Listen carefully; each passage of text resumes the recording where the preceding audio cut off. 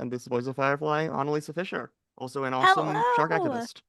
Hello. Happy to be here. Yes, I am Analesa Fisher. I'm the voice of Firefly from Honkai Star Rail. All right, so Annalisa has agreed to react to a fan song. I've never And seen this. Never seen you've this never one. seen. Is the only fan song that you've seen is "Going Going Gone"? Or have you seen any other fan songs? I believe I've seen some other ones, but Going Gone just has like a really special place in my heart. I don't know why, but when I watched that one for the first time, I was like, I annoyed all my friends with it because I was like, you guys got to watch this and made them sit down and watch the like, what, 5.5 minute music video. Um, but I know people have sent me clips and stuff from other songs. So I've seen some, but Going Gone has a very special place in my heart. It's definitely the best.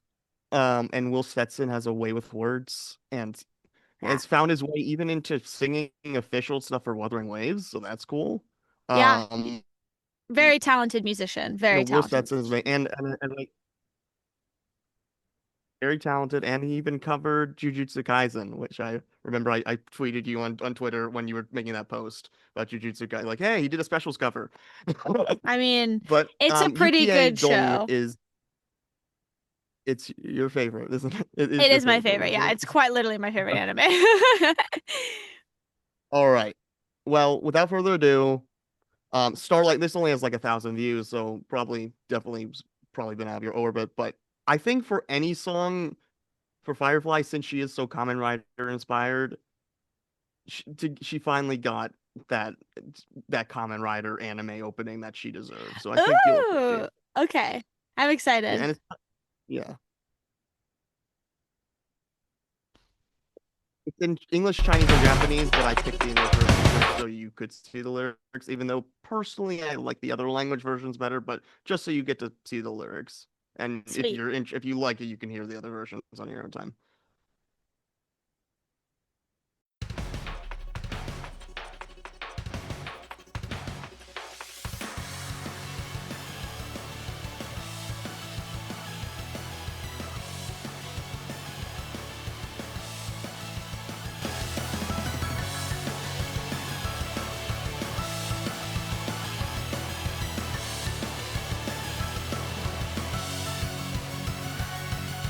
The starlight across the shaded nights, horizon ignites our dreams.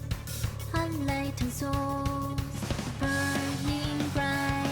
They can reach the sky, but night is rising. Wait there to aspire to find our goals. With every small timid step, we dare to tread to dark night. Bravery's bright, starlight light from firefly, fire up the fire fort. The dream we heart soars to the sky, higher up, higher to the missing cold. Darkness we fly, including paths to the destinies we made.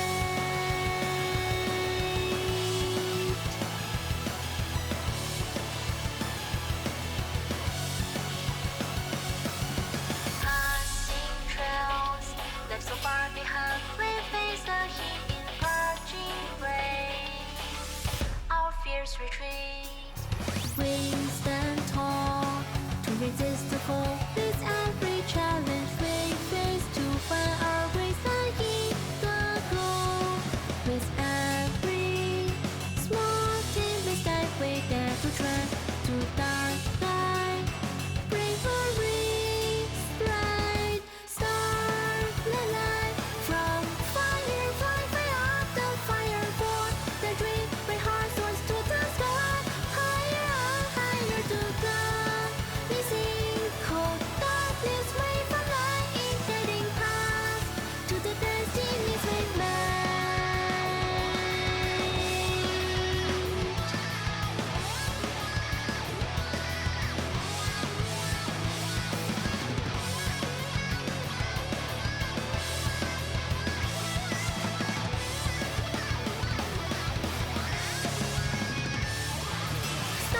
Starlight from firefly, fire up the fire fort. The dream we heart soars to the sky, higher up, higher to the missing cold. Darkness we fly, igniting paths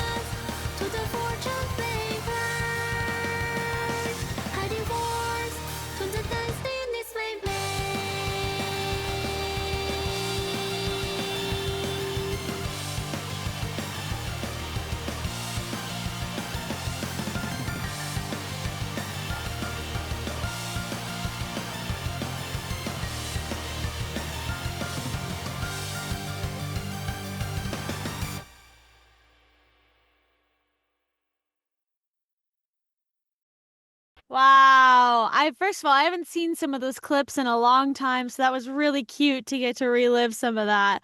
But holy shit, that drum part is impressive. That was what I was listening more to than anything else. I was like, okay, all right, hell yeah, shred, fuck it up. What? That was so cool. I'm really glad you showed that to me. Yeah, no, I'm glad I got to show this to you. I was holding back. I knew during the strike, like I didn't, like I remember like CEO was like, don't send me anything, fire like Kimiko related. So like I was like, do I want to send this to you? It was like, no, I held off. And I'm glad I got to show it to you in this format. So Yeah, it all since happens for a reason, you know?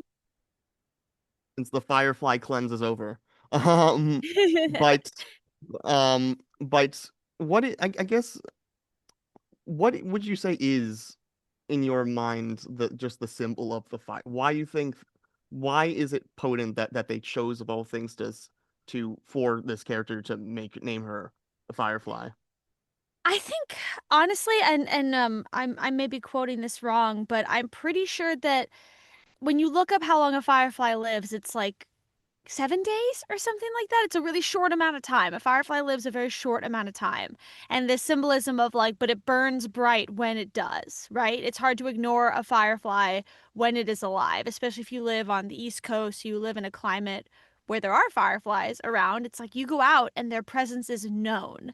Spiders, other insects, maybe they hide more in the shadows, they're more recluse, but fireflies are there. They're there, their lights are on, they're burning bright, even if it's not for very long. And I think that more than anything is why she gave herself that name, because obviously her name is Sam, her armor, and then her other name is AR, and a bunch of numbers that I don't have memorized.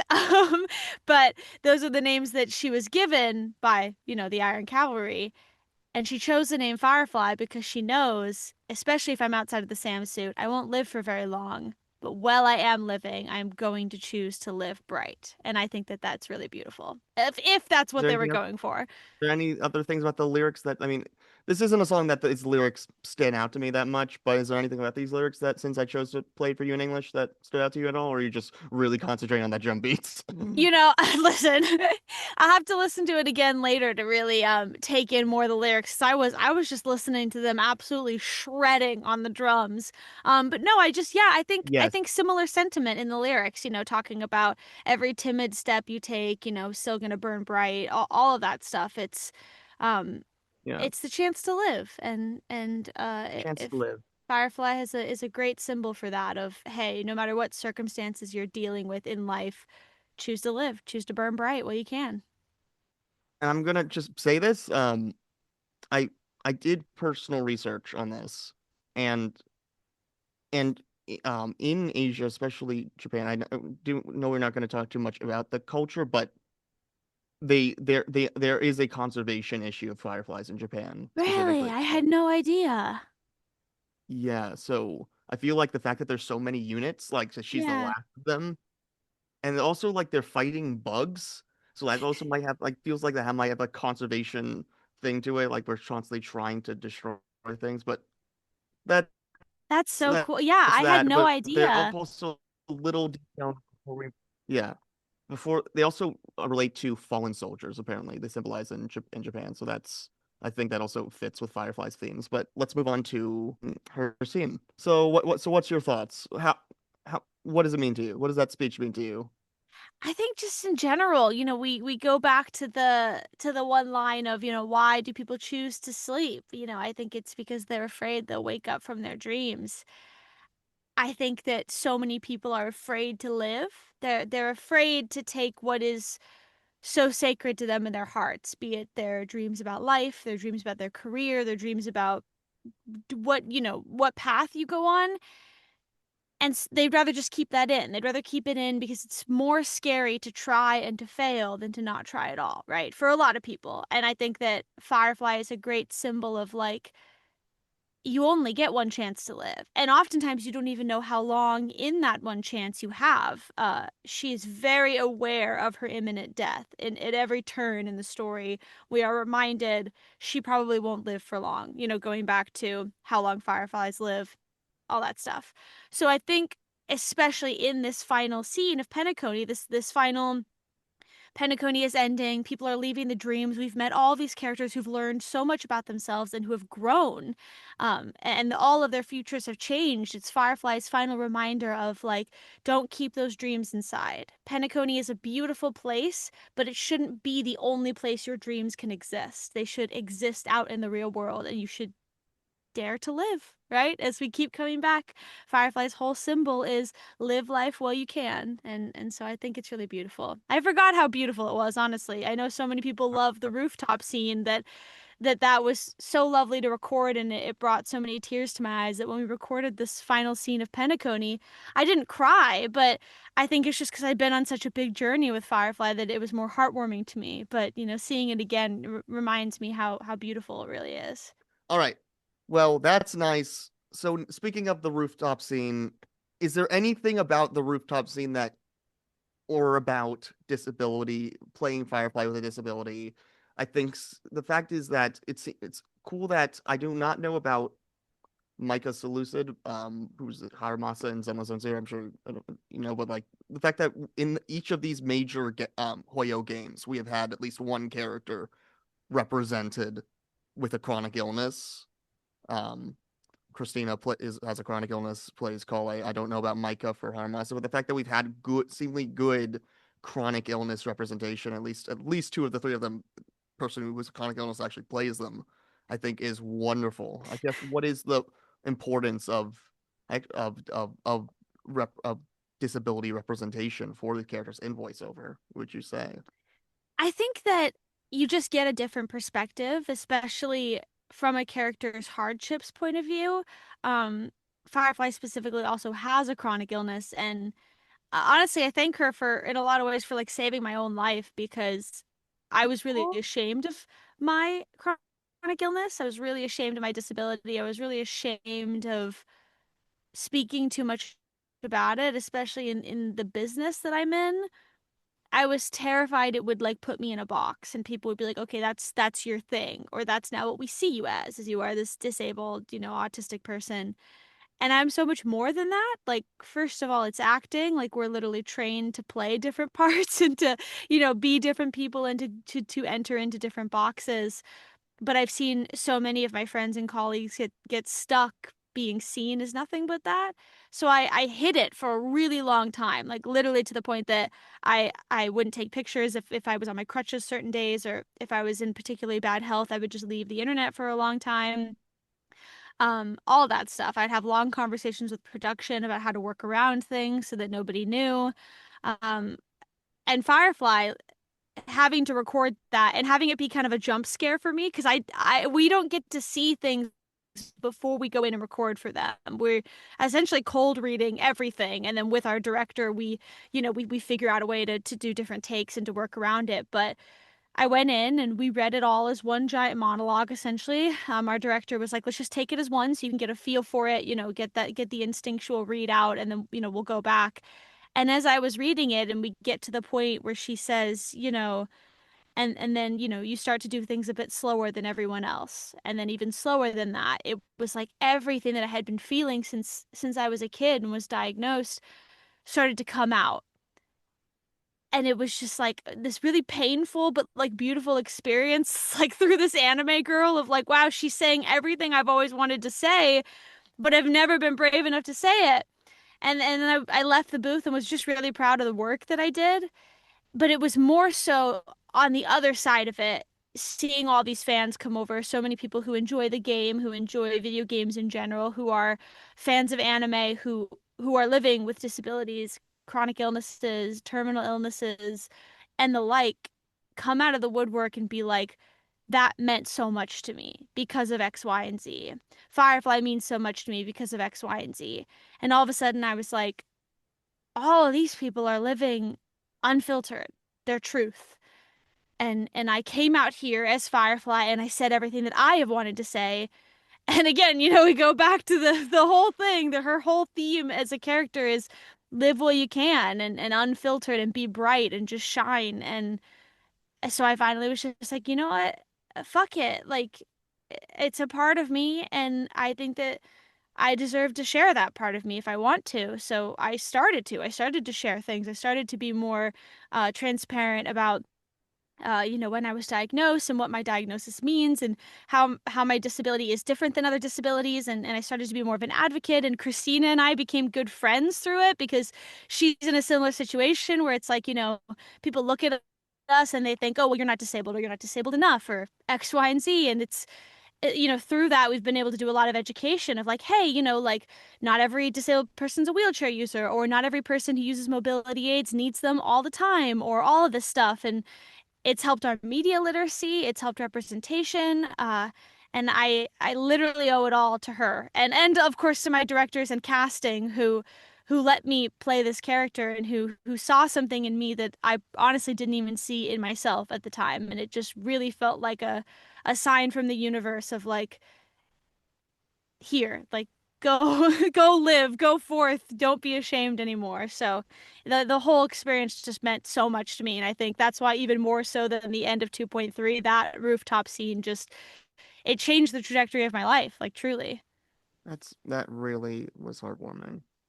And I guess what do you see where do you see the future of of characters with chronic illnesses going forward? Like what would you see that you see in Firefly or you don't see in Firefly regarding representation of these characters in media, in anime and film and Western animation and video games? What would you like to see going further that you maybe haven't seen with Firefly or have seen with Firefly?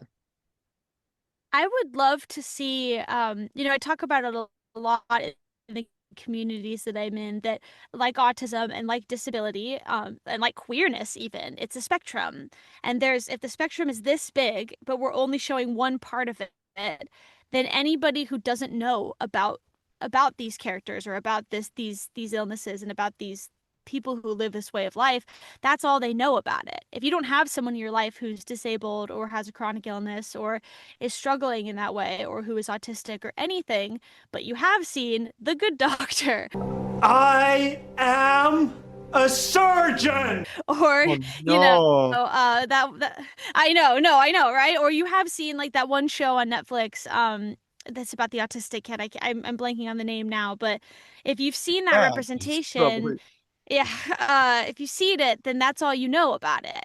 Which I don't blame people necessarily, because then, they meet me or they meet other people and they're like, oh, well, you don't seem autistic or this, that, or the other. And I'm like, okay, well, where's that coming from? Let's unpack that. And a lot of it is like, well, because I don't have anyone in my life, I rely on media to understand things in the same way that I only know my own experiences. A show that I love is Never Have I Ever on Netflix, because it's like, oh my gosh, as someone who's lived in America my whole life, who's never experienced like any kind of cultural differences in that way, getting to see this like generational difference of an immigrant family living in America, Mm. that's helping with my own media literacy. It's like, oh my gosh, like this was so authentic and it was so cool to see this be broken down. I understand more now. I'm learning. And I think that in the same thing with autism and disabilities and chronic illnesses, if we can just open that up, I'm not saying to disregard like, no, I'm not saying, oh, don't tell stories about autistic boys or don't tell stories about this, but it's just opening it up, right? If all we have as far as disability representation is like quadriplegics, which is you need more stories about that. I'm not saying get rid of them at all. In fact, make 100 more, but then make 100 more of all of these too. So we can show people the different kinds of people that live out there, people who are on the autism spectrum, people who use mobility aids but not all the time, CP, EDS, Crohn's, there's so many stories to tell, and these people live every day. 1 in 4 people becomes disabled in their lifetime. These people are everywhere. They're everywhere on the street. They're in your schools. They're in your communities.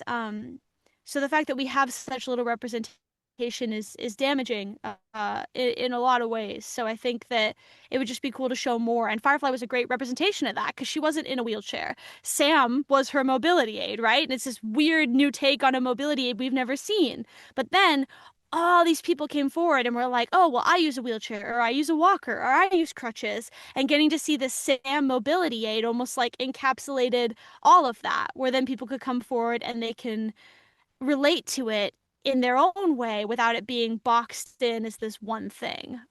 So I think that her character is really cool because of that, and I hope to see more of it on all spectrums, right? In anime, in animation, like you said, live action, everything. I just think somebody should be on a team somewhere where they can look at a script and go, hey, why can't this character be disabled in some way? Or why can't this character? Or why can't you hire someone who has a disability for this, that, or the other? Yeah. 1 in 4 people, man. So 1 in 4 characters, in theory, should also have one. Definitely. And I have a good friend no, regarding the autism who does great critiques of autism in media. NoahtheOtter, got to actually meet him in person. I didn't watch The Good Doctor, but he did a royal awesome takedown of The Good Doctor. So but he I also believe he's really it. code he's like, I think the thing is like apparently a character is better or likely better portrayed with autism if they are not explicitly said to be autistic. Like apparently Hercules is autistic or Belle is autistic. Like, Oh my God, there's so many, right? Starfire is another great example from Teen Titans. yeah, There's so many characters. Princess Bubblegum, Starfire from Star versus the Forces of Evil. Like, the list is like so wide in that you as an autistic person can watch it and be like, I relate more to that character than I do to this explicitly written autistic character who just has like the four DSM-5 traits of autism and nothing else to their personality. yeah, no. I just got back from we talked about Superman before, but got back from Fantastic Four and I was surprised. Pedro Pascal did a very good job of playing what apparently they are trying to make Mr. Fantastic be more autistic coded, and he played him very well. And not so that was very good. I was saying, yeah, no, I can hear you. I just thought, yeah, no, I'm like, there's like, oh yeah, the guy's autistic and he thinks differently and he sees the world differently. Like now you just look at media like, oh yeah, this character doesn't need to be autistic to say, oh yeah, they're obviously autistic. Like I was just literally playing through this game 100 line. There's this character Subasa who literally says, I can't carry a conversation with someone. I'm only if there's all these trends, but I only care about the machine about Tinger and machines. Like basically said I'm autistic without saying autistic. So like there you go. It's working well, and I hope the same can happen with There you disability. go. It's less I feel like it's you think can there be a disability coded character or is it or that feels like that does have to be a little bit more explicit. I don't know. That's a really good question, honestly.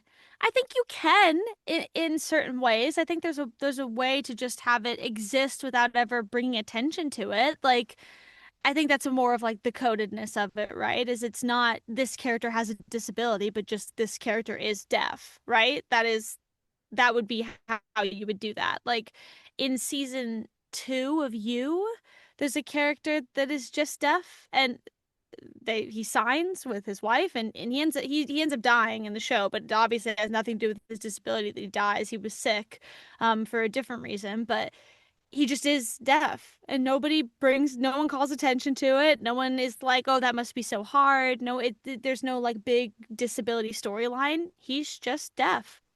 And I think that in a similar way is like the autistic coding thing is just someone who is autistic isn't saying every 5 seconds they're autistic.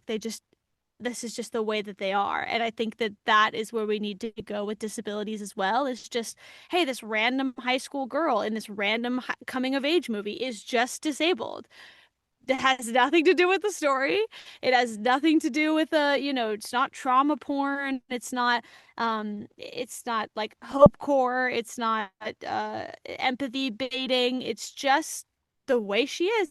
And she has her own storyline and her own personality and her own goals that have nothing to do with the fact that she or they or he is disabled. I think that's exactly like you just said where things need to go next. Firefly's still more in the former place where it's like it's not brought up every second, but like that's a thing. Like, oh yeah, she is going to die. Like that does get brought up at least a few times. So Yes, it is true. I think for her, it's that she's disabled because of her chronic illness, right? 'Cause she's losing the ability to walk and stuff. But her being Sam, like her disability or her disability aid, her mobility aid, Sam, is so fucking cool and powerful and scary and badass that it almost takes away from that like hope core, empathy core, trauma porn necessary part of it. Her sickness is what they focus on as far as pushing the plot forward and it being like, oh, we're drawing attention to the fact that she is dying. But because of what came out of that, having this mobility aid and all this stuff is not, that part isn't as drawn to as much of attention. So I think she's like right on the edge. I think it's like 50-50, but I still think it's cool. it is cool. I mean, obviously, Common Rider reference, uh, awesome. Hell yeah. Um, shout out to Aiden who did a fantastic job as your other half. Yes. 1000%. Yes. Yes. And definitely, I think that song that we played is obviously more. It was called Sam Firefly song, so I think it was more highlighting the Sam part. But Yeah, hell yeah, which we should highlight more of Sam. I think that's awesome. no, I mean Aiden's scene where he's talking about, where he's talking with Acheron about burning brain, like about was like you see just the little hints about like of like a firefly sip through before when you just saw this more imposing force. I think was Yeah. great, great job yeah, you did a great job. But all right, I think we're on to. I think we got through disabilities. Yeah. Before we get to shark conservation, I guess is there anything else we have to say about Firefly being in the land of dreams? Um, about why Firefly ultimately still refuses Sunday's offer to stay in the. Yeah, I think for her it's not about running away from her destiny, right? She brings up the three deaths a lot in uh what she believes is destiny. And I mean there's so many layers to it, right? Because we could go all the way back to Elio. We can go all the way back to the script where we don't know much about, and this is all speaking from speculation. I have not seen any of the anything, I this is all me giving up my own fan theories on the situation, is that, when Kafka took her in, was there a conversation? Did Elio have a conversation saying this even was meant to happen for a reason? We were supposed to find you. This is all in the script. Your destiny has already been laid out, and all of these steps are leading you here. And I think for her, she takes a lot of comfort in that. She takes a lot of comfort in knowing what her destiny is. And I think in a way she tries to impart on other people, right? In that, hey, yeah, I know that my destiny is I'm going to have these three deaths. I know my destiny is I'm going to die early because, like a firefly, I'll burn bright and then die. I've got this illness. I'm not going to last very long. But she's also saying to people, but like, neither are you, because none of us are immortal. We're all going to die someday. Be it tomorrow, be it next week, be it 60 years from now, you don't know. All we know that is certain is that death is going to come eventually. And so she's trying to kind of impart that on other people of like, let what is supposed to happen, because at the end of the day we can't control it. So her having it out, or someone saying, oh well, I can fix this or fix you, she's like, I don't need to be fixed. This is my destiny. These are the cards that I was dealt, and I'm doing my best with them. But not only that, it's part of what makes me me. So I'm going to keep living this way as best as I can and do everything that I want to do before my time is up. And honestly, buddy, you should too. I think she's trying to say that to Sunday of like, bro, like, take a breath. You're wasting a lot of time trying to fix everything, when the beauty of life is that it sucks at times, but it's also beautiful at times. Like that is the beauty of life, is that there are ups and downs, and things can be horrible, but things can also be great. And I think in her refusal of Sunday's offer, she's trying to get him to understand that, as well as everyone else in Penacony, right? Being stuck in this fake land of dreams. She's like, guys, what if instead we just lived? What about that? Is that an option? I'm very happy that they did actually go through, because I didn't realize at that 2.1 was I thought the adventuring stuff was it, and then it just kept on Yeah, going and going and I going. know. Yeah, that was I'm the like, oh, beauty of okay. Pentagon. Yeah, I'm like, Yeah. okay, you actually do get to say, yeah, no, living in this world of dreams is wrong. Yeah. I'm Yeah. glad they got to say that. I'm like, Like, hey, escapism, maybe not the best way to live your life. yeah.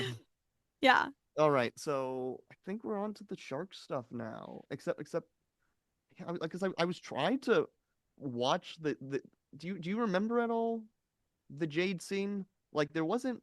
There's both a lot to that scene and also little. I'm sure if you remember at all, but like The one where she's talking about, I'm trying to think. She's in talk, the, Jade is the girl which one? played by Faye, and she basically is like the Yeah, girl yeah, who yeah. tossed up monkeys bought deals. But there's not. I thought Jade like offered Firefly something, but the whole point is that she doesn't offer anything because Firefly has nothing to give, and they just and then Jade just starts saying, "Well, us Stonehearts, we have a good family and stuff," and like that's and then it just cuts. Like there wasn't actually that much. Yes, I do remember that scene. The only thing that I remember taking away from that scene was that I loved that. I believe that that is the scene where Firefly says, like, call me Samuel. Like, I just love that Firefly keeps changing her name because I think it's another testament of like her trying to figure herself out. And I think in a lot of ways, yeah, like you said, Jade is like, oh, I mean, she doesn't have much to offer me. And Firefly's like, and that's fine. I don't have to be a commodity. Humans don't have to be a commodity. We don't have to barter and trade in order to get what we want. We can just live. And I think that that's very beautiful. Yeah, yeah, everything with everyone Jade deals with does not end well. So Yeah, I know, literally, right? does not end well. So all right, speaking of does not end well, tell us about what is happening with sharks right now in the world. Oh my gosh. Okay. Yeah, I can go on for like a I hundred know. years. So I'll try to keep the yap brief. But essentially what's happening in our oceans is that because of overfishing, the big fishing companies, as we like to call them, are creating noise pollution in our oceans, who are killing over 72 million sharks a year, either for a rare trade of shark fins for shark fin soup, which has zero nutritional value, and also just selling their fins on like seedy markets and stuff, but as well as bycatch. So like when those giant fishing nets are in the ocean trying to swell up as many fish as they possibly can, they often catch whales, dolphins, seals, and sharks in that bycatch. And instead of actually being able to release them back into the water, they end up dead, Mm, carcasses floating to the seafloor, etc., etc. mm, 72 million a year. That's an insane number that I don't think is talked about enough. We're not talking about a couple 100,000. We're not talking about five. We're talking about 72 million sharks a year a are year. being killed because of the big fishing industry. Wow. Now, the other thing that they're doing is they're dropping so much plastic in the ocean, and then trying to not uh put it like on themselves or trying to hide from it essentially. So every time that you hear these big campaigns of like, oh, we need to do better about cutting down on our plastic, we need to get rid of plastic straws, etc., etc., 95% of the times that is coming from PR agencies representing the big fishing companies. They want us to think that we're the problem. They want us to think that because we're using plastic straws, because we maybe go through a couple plastic bottles every now and then, we're the ones polluting the ocean. When in reality, the big fishing companies alone are dropping enough plastic fishing nets in the ocean every single year to wrap around the planet 6 times. That is more plastic than we as single humans will ever create, probably in our lifetime. All because of the big fishing industry, just leaving it on the ocean floor, and not and they can do that because no one's out there in the middle of the ocean seeing them do it. So they're trying to shift focus onto us. Now, why that's important in a lot of ways: A, obviously, plastic pollution is destroying our oceans, food chain in a lot of ways. But as well as the overfishing of our oceans and killing as many sharks as they possibly can every single year, our ocean's entire food chain is getting messed up, which means that all these little anemones that are feeding off of the coral reef beds are growing larger in size because the fish that are above them are decreasing in population, so they can't eat those fish, and then sharks and all these other predators who are eating those fish are decreasing in size, and because there's not enough fish left because of the overfishing of the ocean, this very bottom of the food chain is growing in exponential numbers that they are completely wiping out our coral reef beds. And why that's important is because our coral reef beds and our ocean in general is the largest incubator of the carbon dioxide that lives in our atmosphere, more so than every other rainforest on our planet. Our ocean sucks up more CO2 in our atmosphere than any other contributor on our planet. So if our coral reef beds die out, we won't be able to do that anymore, and we will likely suffocate on our own planet. So all these people that are just terrified of sharks, who are not really looking towards the ocean as far as something that we need to be fixing or that we need to have our eyes on, or even a lot of people are saying things like, oh, well, the sharks are coming too close to the shore now and they need to be wiped out and they're infesting the waters and stuff. Without them, the food chain completely falls apart, and we're in for hell, quite significantly soon if we don't start to reverse it. So my whole shark conservation goal is to start with getting people to boycott the big fishing industry. So essentially that means going without eating fish. In the same way that people boycott Target, they don't go and shop at Target anymore, they cancel their Amazon Prime subscriptions. I am telling people not to eat fish, not even necessarily sustainable fish, unless you can guarantee that the fish you're eating is coming back that same day and collected a very small amount of fish that they're selling at markets. It's likely coming from the big fishing industry, and it is likely contributing to the downfall of our oceans. And so that's my whole spiel, is I try to educate people on that and say, hey, if there's one food you're going to boycott for the next couple of years, let's have it be fish, so that we can finally do enough damage to get them to listen, because boycotts do work. And at this point, taking on giant corporations who are feeding on capitalism, that's pretty much the only way that we can do it, is by stop giving them money. It is definitely a And that's my yap. definitely a tall order to ask, but that's are there any policies that are, I mean, I'm guessing, are there any policies that people could put if people don't want to give up eating fish themselves? Is there anything that can be done on the federal level, at least in certain countries? I think, again, because of the lobbying and how corrupt our government has gotten, unfortunately, any policies that do get pushed forward end up with a million loopholes that end up kind of putting us right back where we were before. A great example of that is many years ago, tuna cans were it was found out that tuna cans that you buy at the store were actually about 95% dolphin and shark, and not any tuna at all. And people found out about that and were like, hey, this is disgusting and we want to eat tuna and not these other animals, what's going on? The FDA came through and was like, okay, we need to do more research on this. They ended up trying to figure out the word. I'm so sorry. I'm so tired. They ended up getting the big fishing industries to come together, and they slapped a bunch of regulations on them. And so now you get a tuna can, and 90% of the time it'll have a sticker on it that says zero dolphin or no dolphins harmed or something, and then the procuration of this tuna.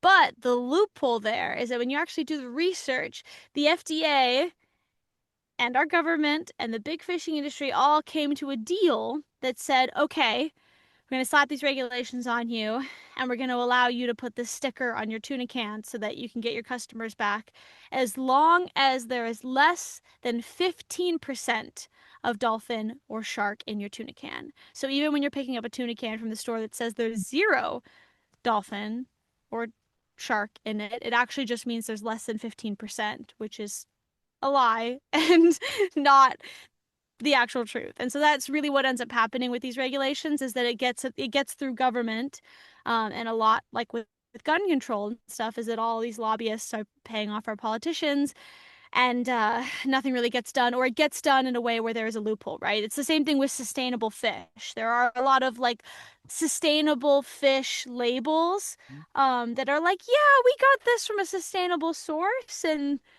no other animals were harmed in the fishing of these products. And you actually do the research, you break it down, you go through all of the chains of command of where this fish came from, and it all comes right back to like the one of the three big companies who is just destroying our planet and doing big fishing. But they get around it through loopholes, A and lot of because most people with don't have organic time food as to do the well. research. A lot of What'd you loopholes. say? A lot of loopholes with organic food. A lot of loopholes with a lot of labels. And that's Yep. why I'm personally a member. I don't usually plug this on this channel, but I am a member of Wolfpack, and I don't know if we're doing as much about lobbying per se. We're definitely, our goal is to get an amendment passed through the states to lower large campaign donations from super PACs, unions, everyone. So that would hopefully, at least in some way, help with. I mean, definitely with, as a person like, as a climate change, but also probably would help with the fishing companies as well. But it's obviously a tall order, and we're doing our best. But we're on small legs, but we're doing what we can. So when you Yes. mention that, I'm like, Yes. we're trying. Well, and We're I trying think with all our heart. we're trying. And listen, that's the thing. I'm a part of the we talked about this before, but I'm a part of the Young Hollywood's board for the Environmental Media Association, and our whole goal is twofold. One is to get movies, film, TV, everything to be more sustainable. So we have actual representatives who go and make sure that sets are sustainable. You know, if they can use dressing rooms instead of trailers, if they can use digital copies of scripts instead of printing out 100 copies, reusable water bottles instead of a million plastic water bottles. Like there's a lot of stuff that goes into getting a film production to be sustainable, and well, bringing down their costs and stuff like that. That's a huge part of what we do. But another thing that we do, especially on the Young Hollywood's board, is that we are trying to engage our generation and even the younger generation on how to have hope when things seem so horrible, right? Like you said, that's kind of a tall order to just ask people to stop eating fish altogether. And that's not always my goal. My goal is to reach out to people who are looking to do something, looking for an actionable step that will actually make a difference. And that is one of them. But that's my platform on the Young Hollywood's board. So we also have Hayden Begley. Her whole platform is public transportation. So she like doesn't drive a car. She rides her bike and takes the metro everywhere. She even worked for the metro for like 5 years. She helped inaugurate that new station that we have that actually gets people to LAX and saves people money, gas, time, um, all of that stuff. And so her thing is to just do that 100%. And like, I drive a car. I'm not perfect. Obviously, nobody's perfect. And we talked about this last time. It is impossible to ask someone to do everything because they will get burnt out. If you ask someone to be vegan, shop sustainable, thrift all their clothes, mend all their clothes, not drive a car, take public transit, cancel Amazon, do all the things, that will make them feel amazing for about 3 days, and then they will burn the fuck out. And they'll be like, I can't do this anymore, and they'll revert all their ways and go back to what's more comfortable, especially because the world is so fucking hard. The same thing with Especially diet. right now.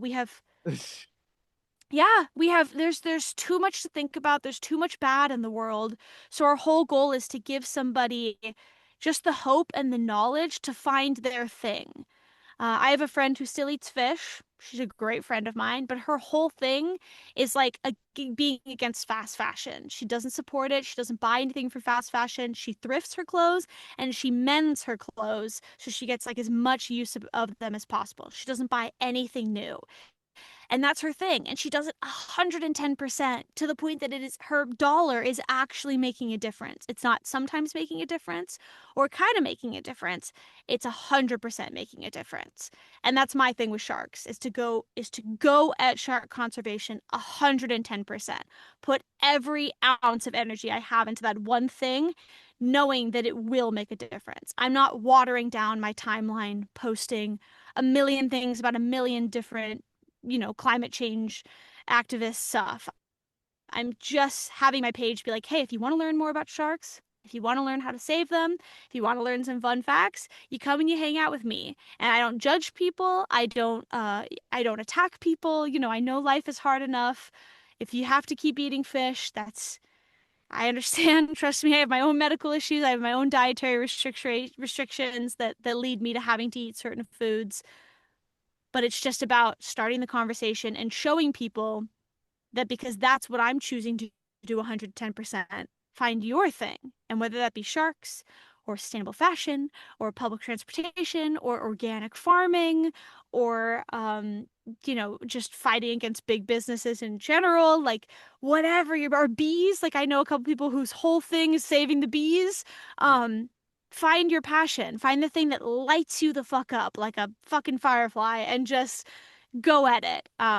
Because there is still hope. If we can all come together and educate each other on the one thing we know 100% about, like that's where real change comes from. So that's my whole spiel is I like to tell people about it, and 90% of the time people go, that's great, Analesa, I am still going to eat fish. And then I go, okay, well, at least you know.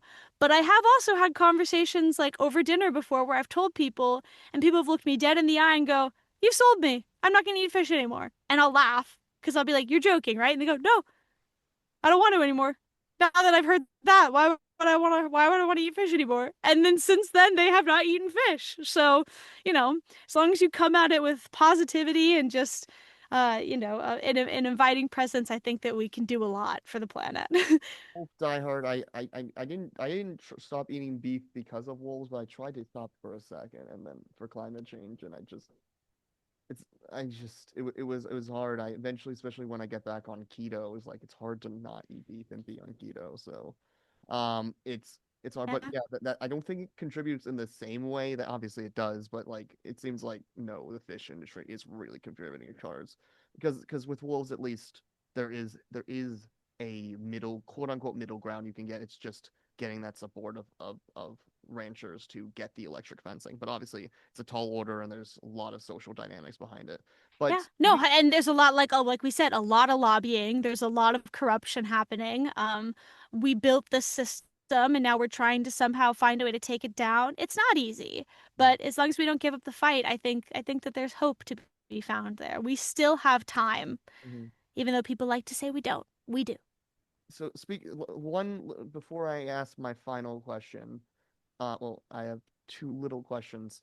Um, Tell me, I asked last time about a shark fact, but you know what?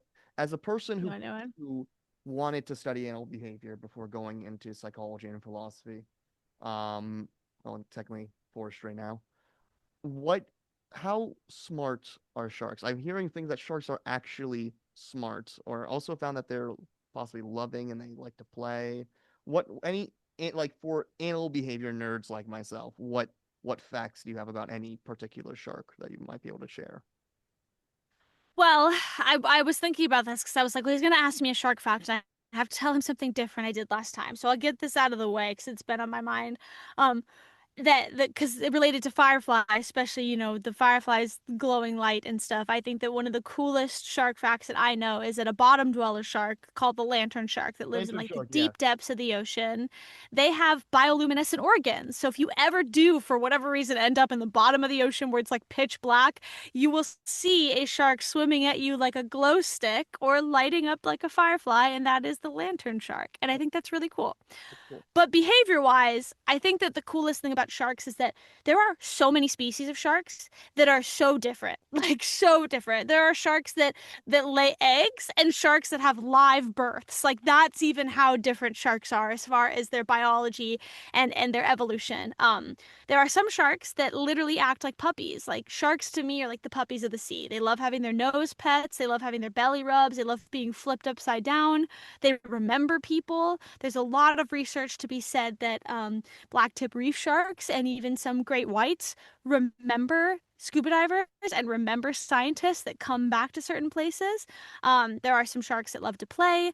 There are some sharks that literally cannot stop swimming or else they die because of the way that the osmosis works with their cells. They have to keep moving.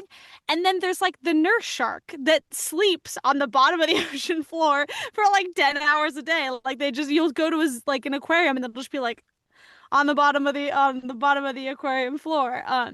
So I think that's the coolest part about them is that people see sharks as like this evil, ominous presence. Usually they're thinking of the tiger shark or the bull shark, which are the most aggressive species of sharks as far as they're carnivorous and their predator what's the word like stance in the in the ecosystem.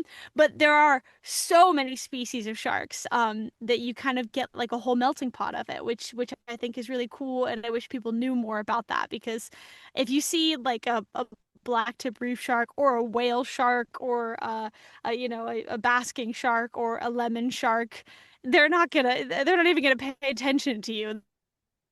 They're just like living their lives. They are not worried about eating humans or eating really anything with blood at all, you know? So I think that's probably the coolest part about them is that you can look up any shark and any fact about a shark, and it will like 99% of the time be different from the other shark that you just researched and how their behavior works. Because they are the oldest living creatures on this planet. So you have to think about it like this, right?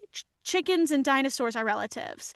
Imagine we still had a T-Rex and a farm chicken living at the same time. We have that with sharks. We have Greenland sharks, which are like the oldest sharks that exist on this planet, and like rainbow sharks, which are like this big and you can keep as pets in your home that look like little beta fish living What? at the same time. Yeah, so like there are so many species out there that behave so differently that there's not much to be afraid of. Like people need to stop grouping sharks all together. It's just like, a great white shark is the only shark that exists. It's just not true, and they all act so differently. So I asked this. I try to ask this question to every voice actor I talk to, and I realized there was a mistake that I didn't ask this the last time. So, is Okay, there sorry, any what was the question? the final question that I try to ask to every voice actor that I talk to? Is there anything, because I'm interested in playfulness. So, is there any aspect of you being a voice actor that affects other aspects of your life, how you conduct yourself daily, or maybe for you, how you since you're part of Young Hollywood or any of that, is there anything that heightens you or makes you maybe more connect to your inner child about it?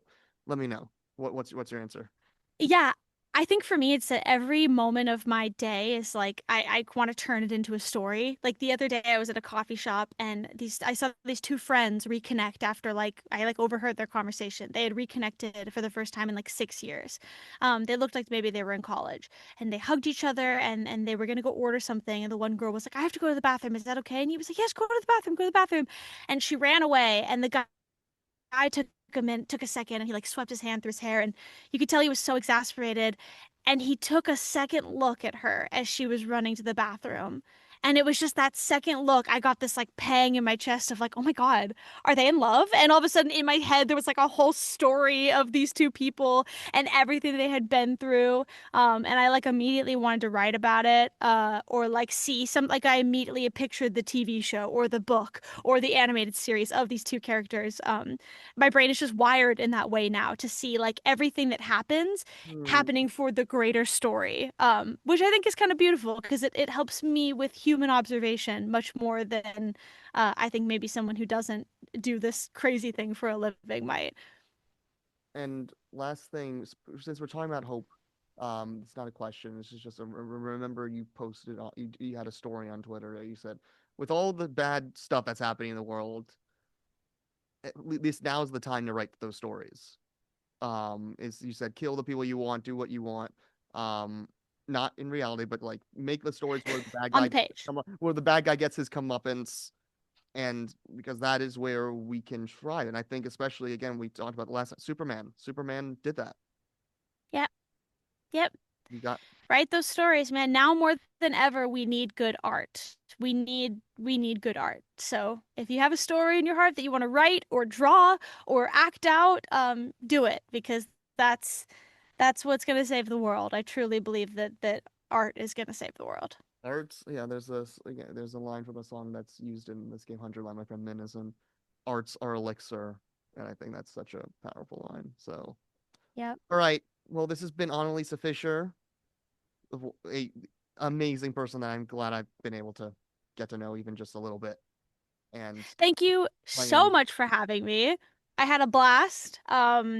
Everybody go play the Penacony story arc if you still haven't or you're behind. I think it's really cool. If you like dreams, if you like lucid dreamings, if you like weird back rooms things, if you just like liminal spaces in general, you will love Penacony, not just for its very hard-hitting human storyline, but the craziness and game mechanics in general. So go play it.